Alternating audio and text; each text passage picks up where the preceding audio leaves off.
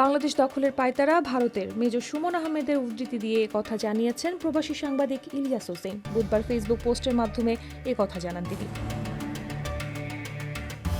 ইলিয়াস তার পোস্টে বলেন, খাগড়াছড়ি থেকে মাত্র 24 মাইল এবং ফেনী থেকে 96 মাইল দূরে মিজোরামের লেংপুই বিমানবন্দরকে ভারত এখন স্কুল স্কেল এয়ারফোর্স পেজে আপগ্রেড করতেছে।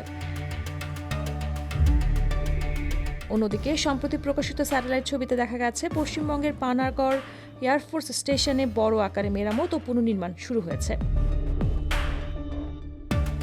ভারত আধুনিক যুদ্ধাস্ত্র প্রস্তুত করছে উল্লেখ করে তিনি লিখেছেন, 26 মিটার ইন্টু 31 মিটার আকারের শেড ও নতুন ট্যাক্সিওয়ে দেখে স্পষ্ট সেখানে SU-30 সহ আধুনিক যুদ্ধ বিমান পরিচালনায় প্রস্তুতি চলছে। উত্তর ও দক্ষিণ ফ্রন্ট থেকে হুমকি বিবেচনায় বাংলাদেশকেও এখনই পদক্ষেপ নিতে হবে। দেশের বেশ কিছু বিমানবন্দর আপগ্রেড করার গুরুত্ব উল্লেখ করে তিনি লেখেন, বিশেষ করে যে বিমানবন্দরগুলো আপগ্রেড করা অত্যন্ত গুরুত্বপূর্ণ তা হলো উত্তরবঙ্গ কেন্দ্রীয় প্রতিরক্ষার জন্য লালমনিরহাট বিমানবন্দর, ঠাকুরগাঁও বিমানবন্দর, বগুড়া বিমানবন্দর, দক্ষিণাঞ্চলে ফেনী রুট রক্ষা ও দ্রুত প্রতিরক্ষা মোতায়েনের জন্য ফেনী বিমানবন্দর, কুমিল্লা বিমানবন্দর, শমশেরনগর বিমানবন্দর, মৌলভীবাজার।